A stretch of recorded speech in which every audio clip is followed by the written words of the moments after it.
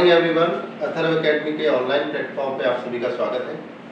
आज हम अपने टेंस की जो लेक्चर सीरीज है उसको आगे बढ़ाते हुए सिंपल पास्ट टेंस देखने वाले हैं। अब सबसे पहले हम समझेंगे कि सिंपल पास्ट टेंस, जैसे कि हमने सिंपल प्रेजेंट देखा था और उसमें देखा था कि सिंपल प्रेजेंट टेंस की कुछ सर्टेन यूटिलिटीज होती हैं, वैसे ही कुछ यूटिलिटीज है सिंपल पास्ट टेंस की। सिंपल पास्ट टेंस को कहाँ यूज करते हैं? तो सबसे पहली यूटिलिटी है इसकी यस्टरडेज रूटीन। जैसे सिंपल प्रेजेंट में होता है डेली रूटीन, तो सिंपल पास्ट में होता है यस्टरडेज रूटीन। जब भी हम किसी को अपने बीते हुए कल के रूटीन के बारे में बताते हैं तो वहां पर हम सिंपल पास्ट टेंस का यूज करते हैं। सेकंड इसकी यूटिलिटी है कहाँ सिंपल पास्ट टेंस का यूज करना है। अगर पास्ट में कोई दो एक्शंस हैं, back to back actions of past हैं, उनको दिखाने के लिए हम सिंपल पास्ट टेंस का यूज करते हैं। दोनों के एग्जांपल देख लेते हैं। जैसे कि I went to market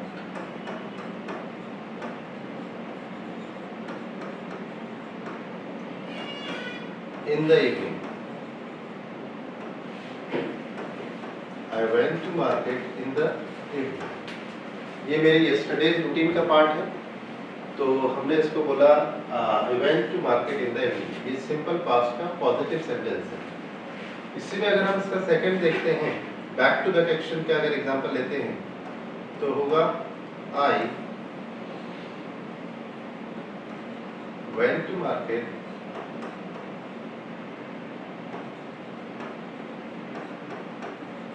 and bought some books।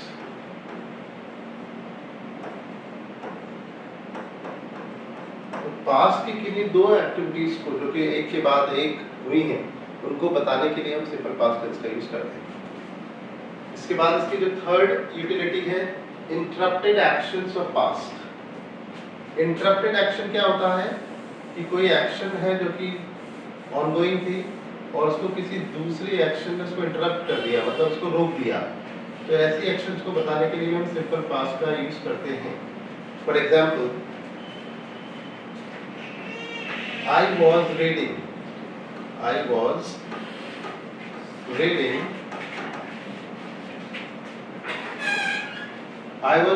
एक ऑनगोइंग एक्शन है और इस ऑनगोइंग एक्शन को हमने बताया है सिंपल पास्ट में someone knocked my door। someone knocked the door।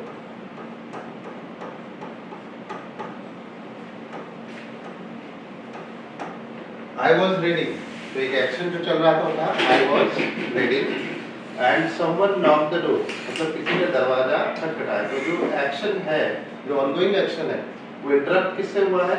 I was reading and someone knocked the door। तो ये इसकी थर्ड यूटिलिटी है सिंपल पास्ट की कि कोई ऑनगोइंग एक्शन है, वो इंटरप्ट किससे होगा? सिंपल पास्ट से। अगर सेंटेंस में उसकी फोर्थ यूटिलिटी कहें या कहें कुछ कीवर्ड्स हैं, जैसे लास्ट है, अगो है या यस्टरडे है, अगर ये वर्ड्स आपको दिखाई देते हैं किसी सेंटेंस में तो उसमें आपको सिंपल पास्ट टेंस का यूज करना है। जैसे I met him yesterday। I met him yesterday।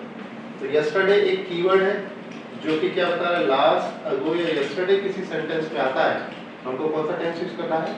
Simple past. एक लास्ट जो इंपॉर्टेंट पेयर है सिंपल पास्ट का, पास्ट परफेक्ट के साथ। अब इस पेयर को समझने से पहले हमको एक चीज और समझ लेते हैं कि एक्चुअली सिंपल पास्ट टेंस का और प्रेजेंट परफेक्ट में एक बहुत ही इंपॉर्टेंट क्या है डिस्टिंक्शन है, जो हमको समझना बहुत जरूरी है अगर हम जानना चाहते हैं कि इसका एक्चुअल कॉन्सेप्ट क्या है।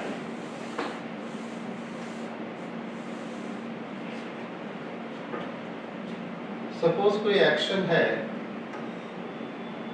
पास्ट में हुई है और ये प्रेजेंट है,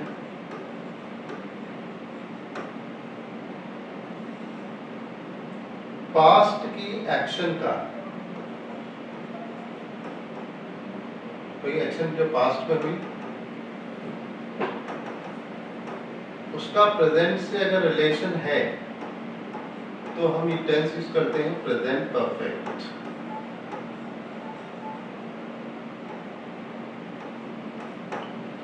अगर पास्ट की एक्शन का प्रेजेंट से कोई संबंध नहीं है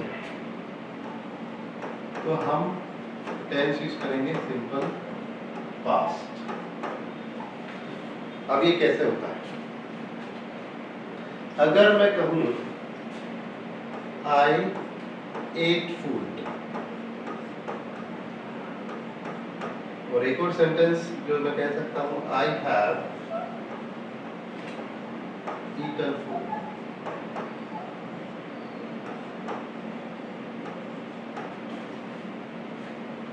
I ate food, मैंने खाना खाया। I have eaten food, तो एक है सिंपल पास्ट का और एक है प्रेजेंट परफेक्ट का। तो इसमें मैंने खाना खाया उसको मैं प्रेजेंट से नहीं जोड़ रहा हूँ। इस पहले वाले सेंटेंस में पास्ट की एक्शन है, इसको मैं प्रेजेंट से कनेक्ट नहीं कर रहा हूँ, तो ये क्या है? सिंपल पास्ट है। आई हैव ईटन फूड, इसमें मैं पास्ट की एक्शन को प्रेजेंट से कनेक्ट कर रहा हूँ, मतलब मैंने खाना खा लिया है। तो इसके दो मीनिंग निकलते हैं। इसका मतलब आई एम नॉट हंग्री, मैंने खाना खा चुका हूँ। तो सेकंड सेंटेंस का मतलब क्या है? I am not hungry. First वाले में मैंने खाना खाया था, पॉसिबिलिटी है आई मे बी हंग्री। तो ये अपने को डिफरेंस समझना पड़ेगा कि सिंपल पास्ट में कोई एक्शन पास्ट में हुई थी, उसका प्रेजेंट से कोई रिलेशन नहीं। लेकिन हम जब पास्ट का रिलेशन प्रेजेंट से बताना चाहते हैं तो प्रेजेंट परफेक्ट में आएगा। जबकि दोनों ही एक्शन पास्ट की हैं, लेकिन एक पास्ट को हम रख रहे हैं प्रेजेंट परफेक्ट में और एक पास्ट को रख रहे हैं सिंपल पास्ट में। वो इसलिए रख रहे हैं प्रेजेंट परफेक्ट में क्योंकि उसका प्रेजेंट से कनेक्टिविटी है। और क्या कनेक्टिविटी है? कि मैंने खाना खाया था और अब हम प्रेजेंट स्टेटस बता रहे हैं कि I am done, I am not hungry anymore. Got it? Now हम देखते हैं सिंपल पास्ट का स्ट्रक्चर। सिंपल पास्ट का जो पॉजिटिव सेंटेंस होंगे उसमें सबसे पहले हमारा सब्जेक्ट होगा, वर्ब का second form past form use होगा, ऑब्जेक्ट और अदर वर्ड्स। तो ये ध्यान रखना है कि केवल पॉजिटिव जो सेंटेंसेस हैं सिंपल पास्ट के उसमें हम वर्ब का सेकंड फॉर्म यूज करते हैं। जैसे आई सॉ हिम यस्टरडे, तो सॉ क्या है? सी का पास्ट फॉर्म है। तो ये पॉजिटिव सेंटेंस जो रहेंगे उसमें हम वर्ब का सेकंड फॉर्म यूज करेंगे। जब नेगेटिव रहेंगे तो इसमें एक ही हेल्पिंग वर्ब है सिंपल पास्ट में, वो है डिड। सिंपल पास्ट की हेल्पिंग वर्ब केवल एक है, सिंपल प्रेजेंट की हेल्पिंग वर्ब दो थी, डू या डज। तो चाहे सब्जेक्ट सिंगुलर हो या प्लूरल हो हम डिड का यूज करेंगे और वर्ब का फर्स्ट फॉर्म यूज करेंगे। तो I did not call him, I did not call him, तो ये क्या हो जाएगा? अपना नेगेटिव हो जाएगा। और नेगेटिव में या इंट्रोगेटिव में हमेशा हम वर्ब का फर्स्ट फॉर्म यूज करेंगे। अगर हम इंट्रोगेटिव यूज करते हैं तो वो होगा डिड आई कॉल यू। तो ये क्या है? इंट्रोडक्टरी है। अब इस इंट्रोडक्टरी जो सेंटेंस दो तरह के होते हैं, एक है WH वर्ड से, उसको हम कह सकते हैं when did I call you, when did I call you. Did I call you, क्या मैंने आपको बुलाया था? तो ये है यस नो टाइप का क्वेश्चन है। यस नो टाइप के क्वेश्चन में हमें आंसर यस और नो में हम एक्सपेक्ट करते हैं। और जब हम बोलते हैं WH वर्ड से स्टार्ट जो होता है, when did I call you, मैंने आपको कब बुलाया था, तो ये होगा आपका इंफॉर्मेशन सीकिंग क्वेश्चन। इसमें हम देखेंगे कि हमको इंफॉर्मेशन चाहिए, इंफॉर्मेशन एक्सपेक्ट कर रहे हैं। तो लास्ट टाइप है, ध्यान रखने वाली जो बात है इसमें हमेशा वर्ब का फर्स्ट फॉर्म रहेगा। ओनली जो पॉजिटिव सेंटेंसेस है, ये जो पहला स्ट्रक्चर है अपना पॉजिटिव सेंटेंसेस का, केवल इसमें हमको वर्ब का सेकंड फॉर्म यूज करना है। अदरवाइज सिंपल पास्ट में हमको वर्ब का फर्स्ट फॉर्म यूज करना है, इंट्रोगेटिव और नेगेटिव। तो जो एग्जाम पॉइंट ऑफ व्यू से इंपॉर्टेंट चीजें हैं सिंपल पास्ट में, पहला तो हमको यूटिलिटीज ध्यान रखना है कि कहाँ पे सिंपल पास्ट का यूज करते हैं। सबसे पहली है यस्टरडे रूटीन। अगर हमें कोई भी बीते हुए कल की एक्टिविटी के बारे में बताना है तो हम सिंपल पास्ट टेंस का यूज करेंगे। अगर कोई दो एक्शंस हैं जो बैक टू बैक हो रही हैं उनको बताना है तो हम सिंपल पास्ट टेंस का यूज करेंगे। अगर कोई इंटरप्टेड एक्शन है, मतलब कि कोई एक्शन जो चल रही थी और किसी एक्शन से वो रुक गई है, मतलब इंटरप्टेड एक्शन है, उसको भी बताने के लिए हम सिंपल पास्ट का यूज करेंगे। कुछ कीवर्ड्स हमने देखे कि लास्ट, अगो या यस्टरडे, अगर ये सेंटेंस में आते हैं तो हम सिंपल पास्ट टेंस का यूज करेंगे। एक यूटिलिटी जो अभी हम और डिस्कस करने वाले हैं, इसकी सिंपल पास्ट और पास्ट परफेक्ट का पेयर होता है। ये कब होता है इसको और देख लेते हैं। स्ट्रक्चर अभी हमने देखा कि कैसे इसका पॉजिटिव, इंटीग्रेटिव और नेगेटिव होता है। तो इसका जो एक क्या नाम पेयर है सिंपल पास्ट और पास्ट परफेक्ट का, उसको हम देख लेते हैं।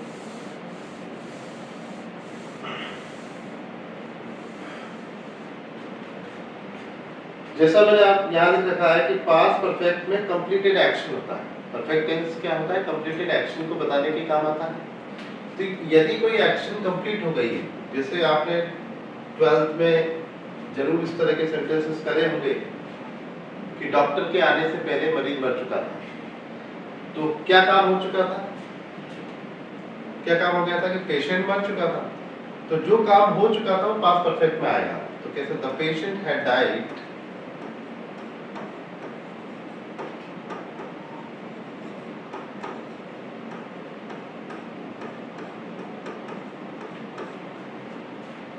before doctor came.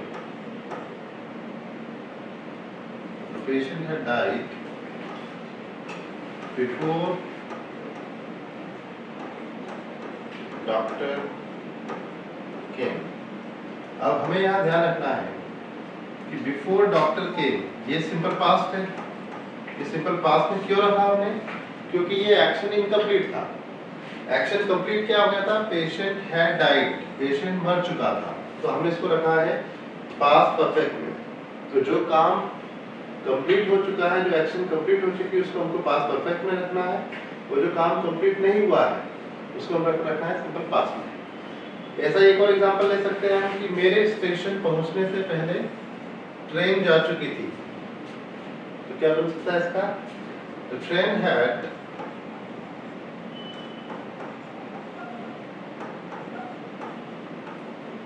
left the station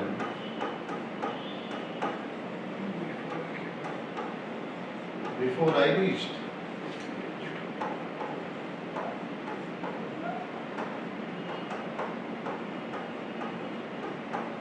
इसमें भी वही कॉन्सेप्ट है कि जो एक्शन इनकम्प्लीट था मेरे पहुंचने से पहले, और क्या काम हो चुका था? The train had left the station, train जा चुकी थी। तो जो काम हो चुका है उसको हमने पास्ट परफेक्ट में रखा है, जो इनकम्प्लीट एक्शन है उसको रखा है सिंपल पास्ट में। अब हम नेक्स्ट टेंस की तरफ मूव करते हैं, वो है सिंपल फ्यूचर टेंस। अब फ्यूचर के इवेंट को बताने के लिए हम सिंपल फ्यूचर का प्रयोग करते हैं। जनरली तीन चीजें इसमें होती हैं फ्यूचर की। या तो कोई प्रॉमिस है, कोई प्लान है, कोई प्रेडिक्शन है। आप PQ में याद रखो इसको कि मैं ये करूंगा, मैं एक कंपनी सेटअप करूंगा, ये मेरा फ्यूचर प्लान हो सकता है। प्रॉमिस, मैं आपको इतना पैसा वापस कर दूंगा। या कोई प्रेडिक्शन कि इंडिया आज मैच जीत जाएगा। तो जनरली जो सिंपल फ्यूचर टेंस का यूज करते हैं हम PQ के फॉर्म से याद रख सकते हैं, प्रॉमिस, प्लान या प्रेडिक्शन। इसमें पूरा सिंपल फ्यूचर टेंस कवर हो जाता है कि कहाँ पे सिंपल फ्यूचर का प्रयोग करना है। किसी प्रॉमिस को बताने के लिए, कोई फ्यूचर प्लान को बताने के लिए, या फिर प्रेडिक्शन, मतलब कोई भविष्यवाणी, कोई स्पेकुलेशन, जिसको बताने के लिए क्या यूज करते हैं? सिंपल फ्यूचर टेंस का यूज करते हैं। लेकिन कहाँ पर इसका यूज नहीं करना है, इस पे एग्जाम में काफी प्रश्न पूछे जाते हैं। उसके लिए आपको ध्यान रखना है, कुछ वर्ड्स हैं जिनको हम कंडीशनल वर्ड्स कहते हैं। ये जो वर्ड्स है जिनको हम कंडीशनल वर्ड कहते हैं, जैसे कि अपना है ये इफ, अनलेस,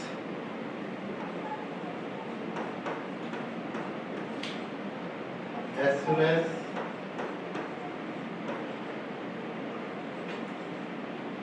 provided,